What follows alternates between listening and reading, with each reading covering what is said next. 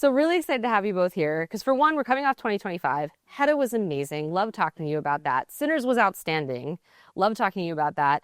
And then I talked to Danny before I even knew that you were in 28 Years Later. So what an exciting surprise. And now like Bone Temple, like, oh my God, you guys, you're starting off this year so, so strong. I'd love to hear a little bit about like how you came to the project and what it was like working together. I got a call from my agent who was like, listen, I know you don't have time for this. You're busy. You're making a movie. I was in post on Hedda. And he's like, but they're making the 28 Years Later trilogy and they need a director for the second one. And I was like, I couldn't possibly. And then the next day, Alex Garland called me. He's like, hey, this is happening. And I was like, and so then I read the script and I was like, can I please do it? Did you have a previous relationship with Alex? Or? Yeah, I known Alex for a few years. And so I knew there was like something percolating, but I was like, is it happening? Who knows? And in my heart of hearts, I secretly was like, I want to direct that.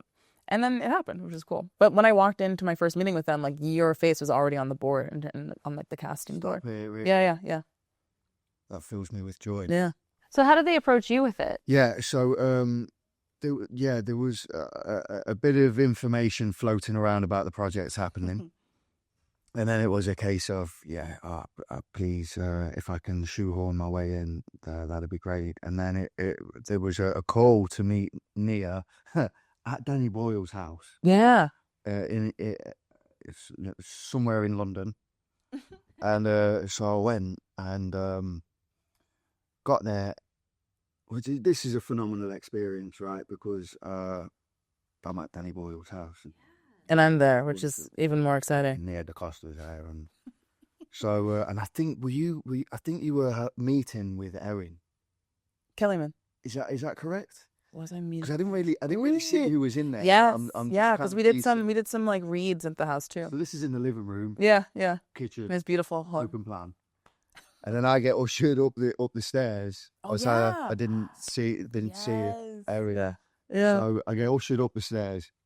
And it's like a room. It's a bit of a library in there. All his vinyl collection is out. Oh my God! I'm like, whoa. Also, I'm just in there like making tea in the kitchen. I'm like, my life's crazy. So I thought, yeah, sifting through Danny Boyle's vinyl. Oh, I didn't know this. I love this. Yeah, I was just left alone in his upstairs. You just could have got squishy. Yeah, exactly. He's like, anyway, thanks for this.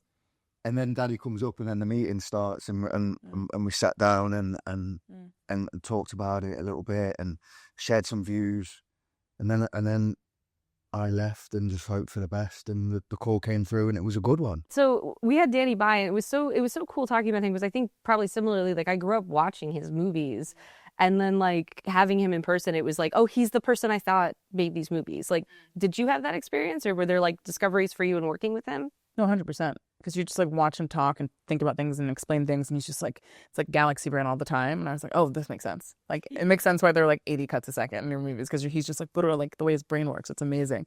So it's so great to like just talk to him. And I've heard you say that like when you pitched to be a part of this, you were like, look, I'm not going to make a Danny Boyle movie. I can't. That's what you do. So I'm curious for you, when you were like, I want to make my kind of movie, how were you describing what that would look like? Well, I was more describing what the movie I wanted to make would look like, and also just expressing like I don't want to make a movie in the style of. Yeah. It's going to be like what I think it should be, and here's what I think it should be. And I was really clear about that in the beginning, and because I think I came in with like a clear idea of what it was, and not just like theoretically, I want to do what I want. It was like, no, here's what I want to do, and they bought into that, so it made it like a good, smooth process. Was this at Danny Boyle's house? No, this was at the studio where your picture was on the wall. Oh, okay. Yeah. But we looked at lovingly. Well, and to that point, because you guys shot these back to back, and like it is a handoff, and like a lot of people direct a sequel that was directed, like the first one was directed by somebody else, but this feels like a very direct handoff, not just in like, you know, actual chronology, but like in cast, and then even in, wow, this film does very much feel like your movie. It still feels very in the world of the last film. So I'm curious for you, like what kind of say did you get on 28 Years Later? Like, did you have a say in casting, especially for characters like yours that are going to have a bigger role in Bone Temple? Yeah, Danny was super generous with me, and anything that overlapped, we would talk about. But this, like the more or less the rule of thumb was like, especially with casting, if they're mostly in my movie, then that's me, and if it's mostly in Danny's, then it's Danny. But you know, when we were casting the Jimmies, like the first thing we did was like a big like workshop because he wanted like physical people, and I was like, why does he want people who can do backflips? I don't get it. And then of course I was like, oh, I see, that's why. And so it was like really, which is so fun for me to watch. One, you don't get to watch other directors work often, and let alone someone you've admired since you were 12. So getting to watch him in that workshop was amazing. And I think from that workshop, 2 of the Jimmies came, and one of them could do backflips, the other of them could not. And then from then I was just doing, because also we were shooting 3 weeks apart, so he's busy. I'm like, well, I'm casting people in my movie. And then when it came to like sets or any of that stuff, like some things were originated in that film, and the production designer, costume designers, Gareth and Carson, were so great about making sure that there was stuff for us and for me to originate in my film, even if the set was already there. Sure. So it was just like a constant conversation. It was just super collaborative. I love that. Yeah, it was great. And for you finding the character of Jimmy, like, I'm curious what that was like, because you're having this meeting. So are they saying, like, we're going to introduce you in this movie? Are you getting, like, a background, or are you getting, like, everything that you were going to do across these films? Yeah, the scripts, both scripts came to me at the same time, so could understand from when we meet him to where we go. And yeah, quite a lot of it is there on the page, and I don't know, there is just something a little bit more liberating about playing in pure depravity, darkness. You know, it's a little bit more limitless. Sure. So, and I guess, I suppose in a way as well, there was like, without making him 2D, just that. Because I think what they've proven themselves to be is very efficient in this sort of apocalyptic post-society, collapse. Yeah. They've obviously survived, so why is that? Just taking clues from that kind of within the writing, and then room for invention, which Nia was great at cultivating, and it's a joy. It's the best. That like it's a lovely it's a lovely sort of arena to work within. It's also been interesting watching, like, I mean, I've been following your career for a while, like, you know, there's Skins and Startup, and you've always been a really dynamic actor. But this past, like, 12 months, my guy, like, when I met you on Sinners, I was, like, basically like, I've never been afraid of an Irish jig before, so congrats. But now, similarly, like, you made Teletubbies upsetting. Yeah. Like, it's a cruel joke. Like, I'm genuinely curious, like, what it's like having something like this that starts off almost like wholesome and pure, and then finding that darkness to bring into it. Yeah, for sure. Do you have Teletubbies out here? We do have them. But they're creepy anyway. People were very into them. I will say we were less aware of Jimmy Savile. So like that was like I learned a lot after watching 28 Years Later. That was a very dark rabbit hole. Yes. I think because we do meet Jimmy as a kid. Yeah. And we see the horrific trauma that's brought on him very young. Kind of did give a little bit more license as well. Sure. And a bit of a reason why. Which is helpful. Yeah, you know? He perverts a lot of things, like, because the thing that I found really exciting about the movie and building the world, and we talked about this a lot, like, culture ended in 2001. Yeah. Like, so, you know, we have like jelly sandals, and we had the Tamagotchi and like all that stuff, and there's also not just that kind of culture, but like our awareness of what was going on. Yeah. A lot of discoveries that have been discovered since then did not happen. So it was interesting to kind of build a world where all those things, because of his character, all those childlike things were perverted. Yes, perverted, and we were referring to that the 2001 element quite a lot. Yeah, you know, because everything literally just went kaput. Yeah, right. And so it was quite fascinating. It was quite. You know, I was finding myself quite enthusiastic because I was nostalgic about that period, right? It's also interesting because, like, outside of the film, I had, as I said, the research after 20 Years Later came out, and I was like, okay, so Jimmy Savile wasn't outed until later in a very public way, so Jimmy wouldn't have known about that. So that's really interesting because then watching the film, you're like, oh, okay, so his idea of this person is locked in this time before that discovery. But then the Teletubby stuff and him having the other Jimmys, like, within the film, even if you don't know any of the Seville stuff, it becomes this idea of like this moment before when everything was okay and everything was perfect, and him locking onto that. Yes. And so like watching this film as we get to see that continue to be explored, it's so like you're so creepy in it, but the reason it's like richer is because of all these other elements you guys have built in, that it's like we can understand where that's coming from. This like like this. Yeah. Well, it's zeitgeist, isn't it? Yeah. It was the zeitgeist at the time, and that being what's left. And I think, what I'm really proud about this film for is it is creating a world Yeah. that we discussed a lot and strive to do, and then found conviction in it, which it kind of separates it from your average horror, Sure. which it is. It is an out and out horror. It will f you up. Agreed. Yeah. I just But to set it in a backdrop that I feel we get to create and believe in is it kind of that is that's for me what sort of separates this from other horrors you might watch. And like some of your other films, the characters in this feel so developed because of the world you're putting them in, because of the way they're shot, that it was just really exciting to watch a horror movie that gets to be like, I mean, honestly, what a cool time for horror movies, like between 28 Years Later and Sinners and this, like they are movies that are so beautiful and like scary, but also like I can't put them away. You know what I mean? And what's so interesting about Jimmy is like, he starts off, I'm curious for you guys if you followed what people said after 28 Years Later came out, because people had a lot of speculation about the character. And I'm curious if that's something you wanted to expose yourself to or not. I don't know anything. Oh, interesting. Because it was just people are speculating like, oh, well, what does it mean that these are the references that he's pulling together and who is he going to be in the next one? And then what I think is so interesting in this one is that we get this like surface level Jimmy that we had in the first one. But in scenes with Rafe's character, we understand that there is more going on behind the scenes for him.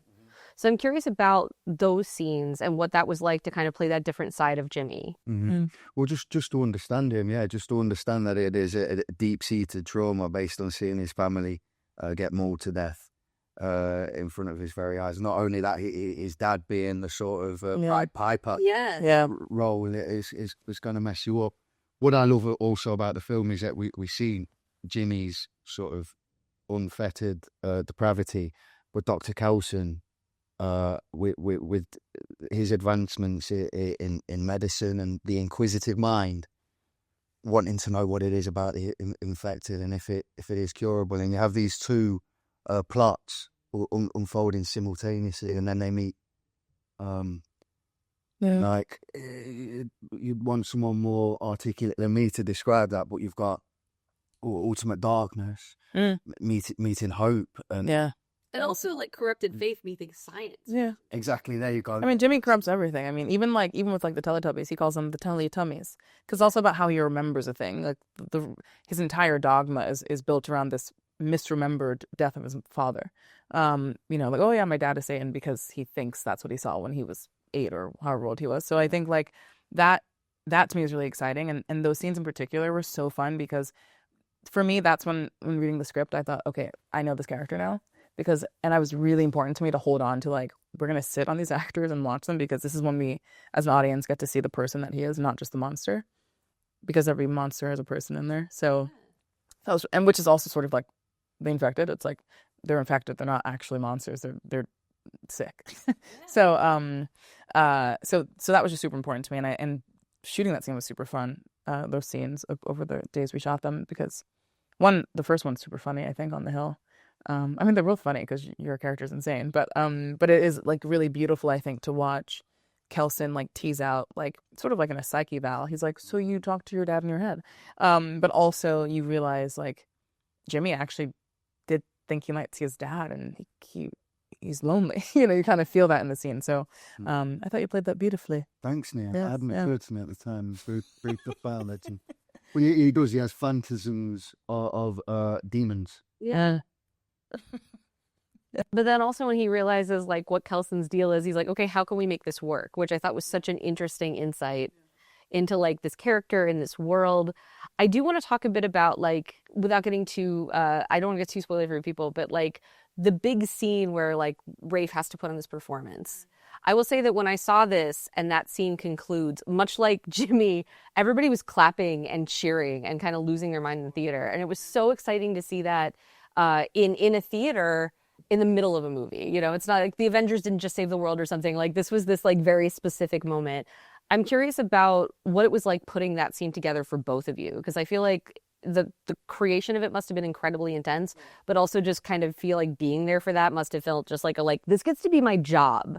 Yeah. Mm-hmm. I mean, because you guys, well, it was funny because that's the script or the scene you did in the script. And I was like, well, this could end my career. But at this point in my career, I've learned to like trust the process and trust my collaborators. And that was like absolutely that. So Shelley Maxwell, my choreographer, Gareth and Carson, our costume and production designers, the special effects team, stunts, like hair, makeup, like everyone just like came together. And once we conceived of what we wanted to do, you know, thought about some things, threw them out, did some new things.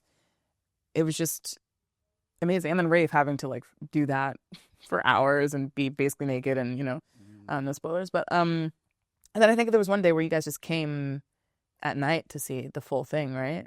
Yeah. Yeah, it was a bit of a crescendo moment. All departments, set design, costume, you know, a big ring of fire and things, and they're amazing moments anyway.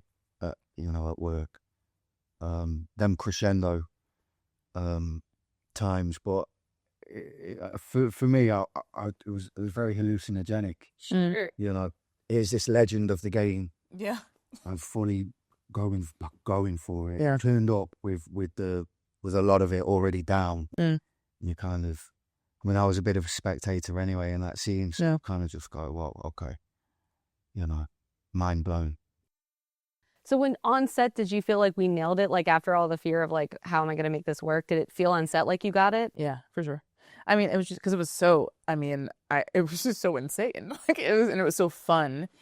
And there are all these elements of it. And I think because we went through so many different, like, okay, this section, it was very detailed. And then we realized, oh, we have enough, but we only need to do the very best ideas, essentially. And again, it's just I had the best collaborator. So and then Rafe killed it.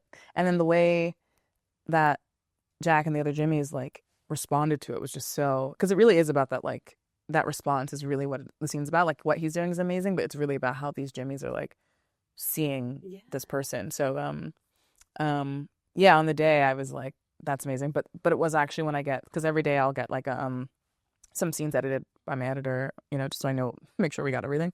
And when he sent me that while we were still shooting, I was like, all right, great, we did it. Thank goodness. Yeah, I was like, we're good. I mean, what's so like, I love this movie so much because it is so scary and there are these big heart moments, but it's also so much a story about the stories we tell ourselves and like not just how they sustain us, but how they like impact the culture around us.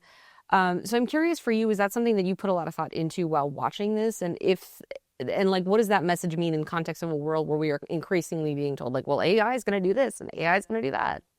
Yeah, I mean, I thought a lot about like when Rafe's character is talking to Jimmy and he's speaking about what he remembers from before, and generally speaking, when he talks about like the way he even organizes the weight of life, like the weight of meaninglessness, like memento mori, memento amoris, like those two concepts I think are super important to his worldview. And I think that weight of meaninglessness is something that we all engage with. It's where philosophy comes from, it's where religion comes from, it's where hedonism comes from. You know, it's like that's where all sort of dogmas sort of come from. It's like, how do we organize that we're on this planet floating through in different space? And I think the movie touches on that, but you have one person who's like, I want to torture people. That sounds really fun. And you have another person who's like, the beauty of life is us. And how can I live that?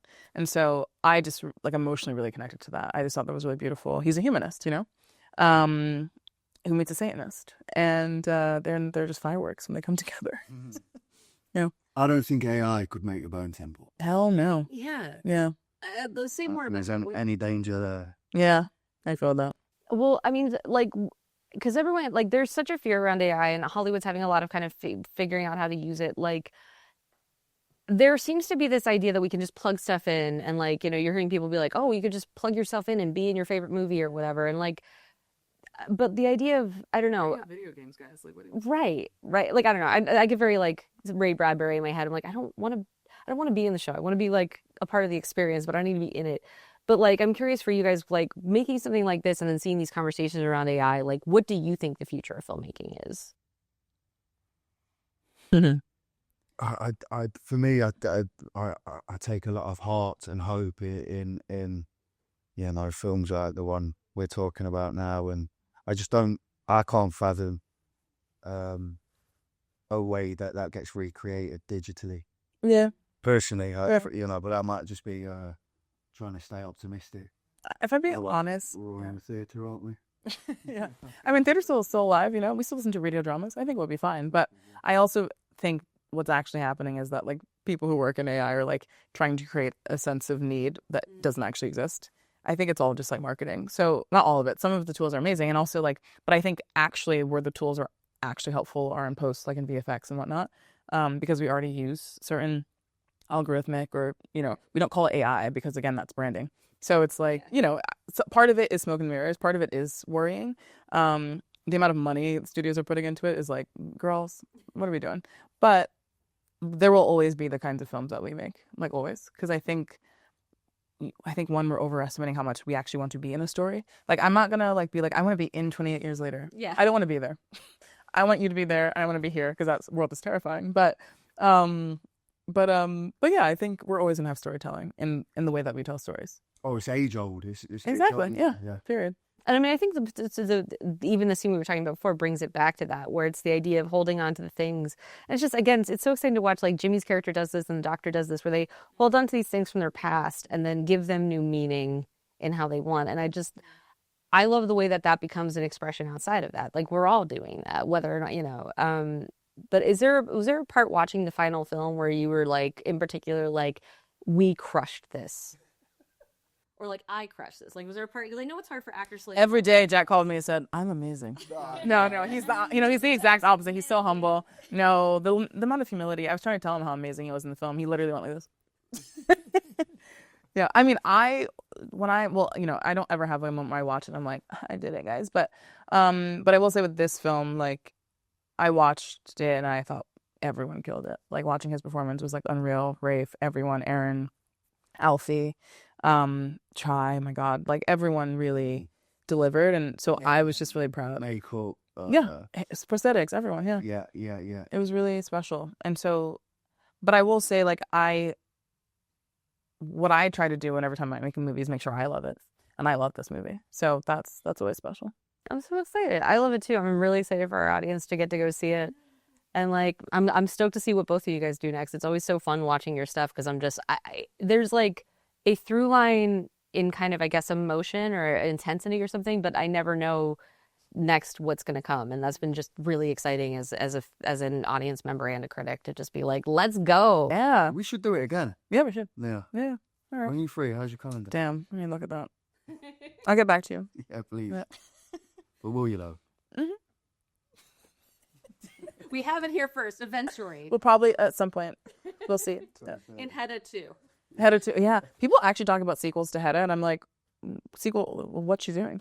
Someone pitched me like, we meet them. They're in a castle in France. And I'm like, why? Oh, I'm there. Brunch, exactly. I was just like, this is... We know very messy brunch girls. Exactly, yeah. Messy brunch. Yes, she absolutely is, yeah. I'll do that. Okay, cool. Let's do it. Great. So, we're done.